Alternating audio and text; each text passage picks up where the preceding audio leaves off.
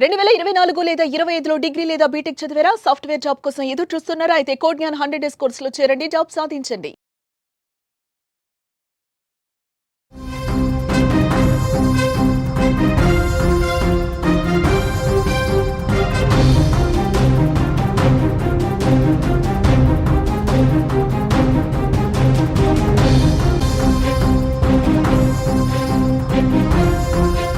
ప్రకాశం జిల్లాలో బాలుడు లక్షిత్ మృతిపై మిస్టరీ ఇంకా వీడలేదు. హత్య లేక సహజ మరణమా అనే దాని మీద ఉత్కంఠ కొనసాగుతోంది. ఈ నెల 8న లక్షిత్ అదృశ్యమయ్యాడు.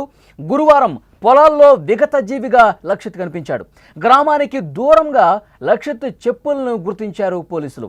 ఎలా చనిపోయాడు అన్న దానిపై ఇంకా స్పష్టత రాలేదు. అన్ని కోణాల్లో పోలీసులు దర్యాప్తు చేస్తూ ఉన్నారు.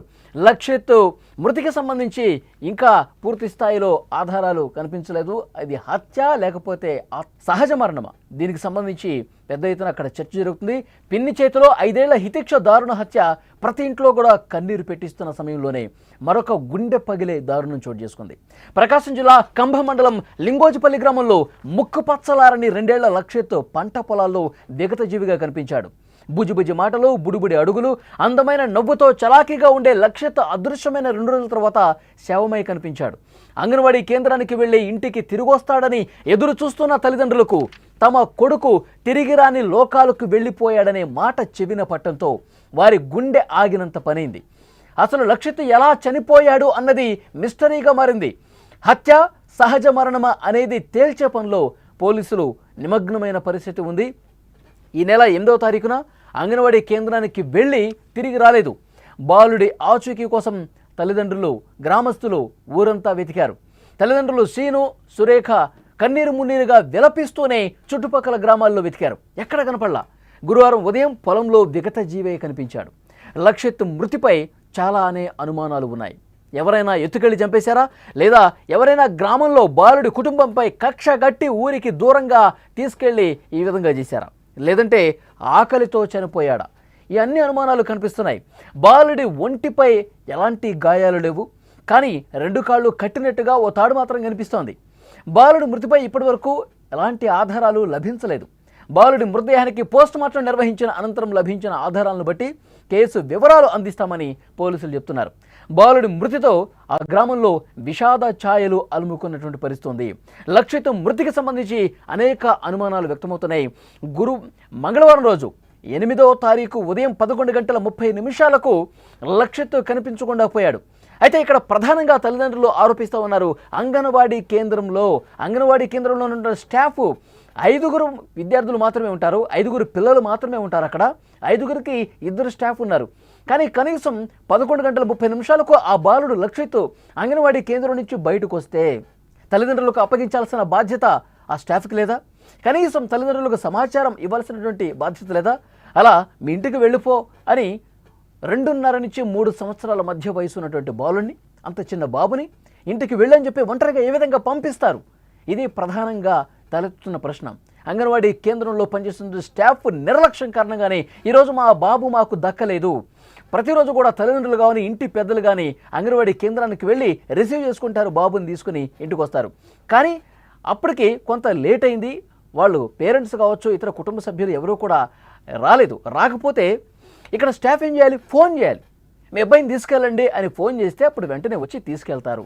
కానీ అలా కాకుండా సమయం అయిపోయింది, నువ్వు ఇంటికి వెళ్ళు అని చెప్పి బాబుని ఎట్లా పంపిస్తారు? బాబుని అట్లా పంపించడం వల్ల ఇంత ఘోరం జరిగింది. మా బాబు లక్షిత్ మాకు కాకుండా పోయాడు.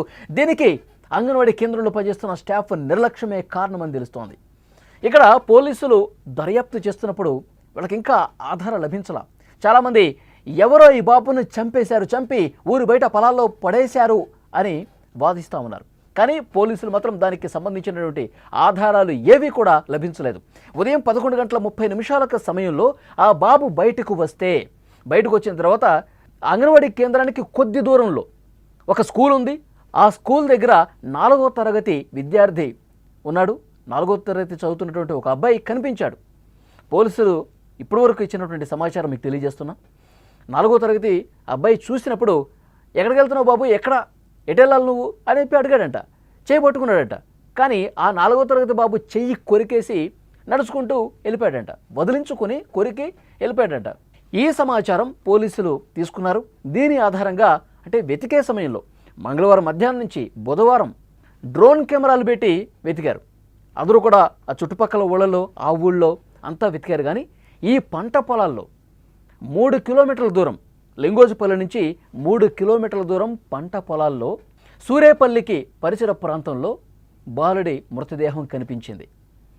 అయితే ఎవరైనా మంగళవారం రోజే హత్య చేసి ఉంటే, మంగళవారం రోజే చంపేసి పడి ఉంటే కనుక ఆ బాలుడు మృతదేహం కుళ్ళిపోయే పరిస్థితి ఉంటుంది.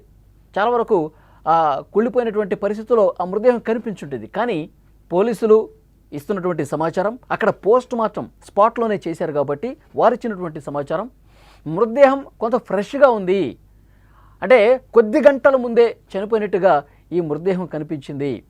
కాబట్టి ఇది కొద్ది గంటల ముందే ఇది జరిగింది కాబట్టి హత్య కాకపోయి ఉండొచ్చు, మంగళవారం రోజు హత్య చేసి పడేసి ఉండకపోవచ్చు అని ఒక ఆధారం లభించిన పరిస్థితుంది. సో చెప్పులు కూడా కొంత దూరంగా కనిపిస్తూ ఉన్నాయి. ఎక్కడైతే మృతదేహం కనిపించిందో ఆ స్పాట్కి చాలా దూరంగా చెప్పులు పడి ఉన్నాయి. సో పోలీసులు ఇన్వెస్టిగేట్ చేస్తూ ఉన్నారు. తల్లిదండ్రులు చాలా సఖ్యతగా ఉంటారు, తల్లిదండ్రుల మీద ఎలాంటి అనుమానం లేదు. అలాగే వారికి ఆ ఊళ్ళో ఏవైనా గొడవలు ఉన్నాయా, ఎవరితోనా శత్రుత్వం ఉందా, ఈ కోణంలో కూడా దర్యాప్తు చేస్తున్నారు. కానీ దానికి సంబంధించినటువంటి సమాచారం కూడా ఏమీ లభించలేదు. సో అక్కడ లింగోజిపల్లి లక్షిత్ తల్లి కుటుంబ సభ్యులందరూ అక్కడే ఉంటారు. గత 3 నెలలుగా ఆమె అక్కడే ఉంది. ఒక ఆడబిడ్డకి జన్మనిచ్చింది, పురుడు కోసం పుట్టింటికి వచ్చింది. ఈ 2 నెలల నుంచి బాబు అంగన్వాడీ కేంద్రానికి వస్తూ ఉన్నాడు. కానీ అంగన్వాడీ కేంద్రంలో ఉన్న స్టాఫ్ నిర్లక్ష్యం కారణంగానే ఈ విధంగా బాబు చనిపోయాడంటూ కన్నీరు మున్నీరుగా విలపిస్తున్నారు. గ్రామం మొత్తం శోకంతో నిండిపోయినటువంటి పరిస్థితి. అంటే చిన్న చిన్న పిల్లల్ని చంపేస్తున్నటువంటి ఉదంతాలు సమాజంలో మనం చూస్తూ ఉన్నాం. ఇంతకుముందు నేను చెప్పినట్టు కోర్టులలో పిన్నే చిన్న పాపను హితేక్షను ఎంత దారుణంగా కత్తితో కట్టతో చంపేసినటువంటి ఘటన ఇంకా 2 తెలుగు రాష్ట్రాల ప్రజల కళ్ళల్లో మెదులుతూనే ఉంది. మళ్ళీ అలాంటి ఘోరమే ఏమైనా జరిగిందా, అలాంటి దారుణమైనటువంటి ఇన్సిడెంట్ ఏమైనా జరిగిందని చెప్పి చాలామందిలో అనుమానం ఉంది. సో అందుకనే పోలీసులు కూడా అన్ని కోణాల్లో దర్యాప్తు చేస్తున్నారు. వాళ్ళ కుటుంబ సభ్యులు, వాళ్ళ పేరెంట్స్, వాళ్ళకి తెలిసినటువంటి బంధువులు, ఊళ్ళో ఉన్నటువంటి ఎవరైతే సఖ్యతగా ఉంటారో, కొంత సంబంధాలు కలిగి ఉంటారో వాళ్ళందరినీ కూడా విచారిస్తూ ఉన్నారు. అనుమానం ఉన్నటువంటి ప్రతి ఒక్కరిని కూడా విచారిస్తున్నారు. వాళ్ళ ఫోన్ కాల్స్ డేటా, ఆ రికార్డ్ మొత్తం కూడా పరిశీలిస్తూ ఉన్నారు. ఆ రోజు బాబు తప్పిపోయినప్పుడు ఊళ్ళోకి ఎవరెవరు వచ్చారు, అంతకుముందు వరకు ఊళ్ళో లేని వాళ్ళు ఎవరు వచ్చారు, ఈ ఘటన సమయంలో ఊరికి వచ్చి ఎవరు వెళ్ళిపోయారు, ఈ డీటెయిల్స్ అన్ని కూడా సేకరిస్తూ ఉన్నారు. కానీ ఇప్పటి వరకు మాత్రం దర్యాప్తు కొనసాగుతుంది. కానీ ఇంకా క్లియర్ కట్ ఆధారాలు కనిపించలేదు. బాబు హత్య జరిగింది అనడానికి ఆధారాలు లభించలేదు. కానీ పోలీసులు ఇంకొక ప్రాథమికమైనటువంటి అనుమానం, ఆ బాలుడు ఆడుకుంటూ ఈ విధంగా ఊరు బయటకు వచ్చేసాడు, తప్పిపోయి వచ్చేసాడు, తనకి జాడ తెలియలేదు. ఇప్పుడు ఈ పంట పొలాల్లోకి వచ్చేసరికి ఇంకా నా ఇల్లు కనిపించట్లేదు, ఎటు వెళ్ళాలి ఆ దారి తెలియక అదేవిధంగా నడుచుకుంటూ 3 కిలోమీటర్లు వచ్చాడు, తనకి తాగటానికి వాటర్ లేదు, తినటానికి ఫుడ్ లేదు, ఈ కారణంతోనే చనిపోయి ఉంటాడా, ఈ అనుమానం కూడా చాలా బలంగా కనిపిస్తుంది. ఎందుకంటే దానికి సంబంధించిన కూడా ఆధారాలు పూర్తి స్థాయిలో పోలీసులు సేకరిస్తూ ఉన్నారు. హత్య చేశారా, హత్య చేసిన దానికి సంబంధించి ఆధారాలు ఇంకా లభ్యం కాల, నిజంగా తప్పిపోయి తినడానికి తిండి, తాగటానికి వాటరు లేక ఆకలితోనే చనిపోయాడా. సో ఈ అన్ని కోణాల్లో ఇంకా ఏదైనా కుట్ర కోణం ఉందా, అన్ని కోణాల్లో పోలీసులు దర్యాప్తు చేస్తున్నటువంటి పరిస్థితి. అయితే బుధవారం రోజు ఇటువైపు ఎవరు రాలేదండి. ఎందుకంటే అక్కడ లైట్గా వర్షాలు పడతా ఉన్నాయి. ఆ పంట పొలాల సైడు ముందుగా ఈ మృతదేహాన్ని చూసింది అక్కడ పొలం పనులు చేసుకున్నటువంటి ఒక మహిళ చూశారు. చూసిన వెంటనే సమాచారం అందించారు. మరి బుధవారం రోజు నేను ఇటు రాలేదండి, వర్షం పడుతుంది కాబట్టి నేను ఇంకా పొలానికి రాలేదు కాబట్టి ఈ విషయం నాకు తెలియదు, ఈరోజు వచ్చాను, గురువారం రోజు వచ్చి చూసేసరికి ఇక్కడ కనిపించింది, అందుకే వెంటనే సమాచారం ఇచ్చాను పోలీసులకు అని చెప్పేసి ఆమె చెప్తోంది. ఆమె బుధవారం రోజు వెళ్ళి ఉంటే కనుక నిజంగా బాలుడు అటు కనిపించేవాడేమో, ప్రాణాలతో ఉండేవాడేమో. సో ఇది కూడా దర్యాప్తు చేస్తూ ఉన్నారు. సో ఏది ఏమైనప్పటికీ కూడా లక్షిత్ 3 సంవత్సరాల చిన్న బాలుడు పంట పొలాల్లో విగతజీవిగా కనిపించాడు. విగతజీవిగా ఉండటం చూసి కుటుంబ సభ్యులు కన్నీరు మున్నీరుగా విలిపిస్తూ ఉన్నారు. అల్లారు ముద్దుగా పెంచుకున్నటువంటి నా కుమారుడు లక్షిత్ నాకు కాకుండా పోయాడు. అంగన్వాడీ కేంద్రంలో స్టాఫ్ ఎవరైతే ఉన్నారో వాళ్ళ నిర్లక్ష్యం, కనీసం మాకు ఫోన్ చేసి సమాచారం ఇచ్చిన మా పిల్లవాడిని మేము తీసుకుని వెళ్ళేవాళ్ళం కదా, అలా గాలికి ఎట్లా వదిలేస్తారు, నీ ఇంటికి వెళ్ళిపో అని చెప్పి అంత చిన్న బాబుని ఎట్లా పంపిస్తారు. ఇది కేవలం అంగన్వాడీ కేంద్రంలో ఉన్నటువంటి ఆ రోజు ఉన్నటువంటి స్టాఫ్ నిర్లక్ష్యం కారణంగానే ఇంత ఘోరం జరిగిపోయిందంటూ గుండెలు బాదుకుంటూ రోధిస్తున్నటువంటి పరిస్థితి ఉంది. పోలీసులు కేసు ఇన్వెస్టిగేట్ చేస్తూ ఉన్నారు, అన్ని కోణాల్లో దర్యాప్తు చేస్తూ ఉన్నారు. ఎప్పుడైతే తప్పిపోయినటువంటి సమాచారం వచ్చిందో అప్పుడే డ్రోన్ కెమెరాలతో జల్లెడ పట్టారు.